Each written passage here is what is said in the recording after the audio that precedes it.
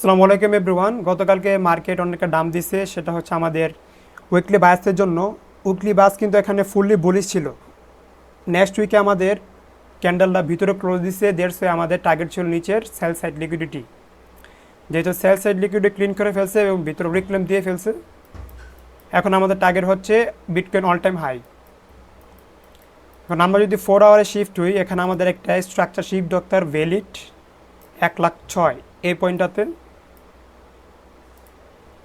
এখানে আমাদের একটা শিফট দরকার অল টাইম হাই ক্রিয়েট করার জন্য। আপাতত টার্গেট হচ্ছে আমাদের 1,12,000 নেক্সট অল টাইম হাই।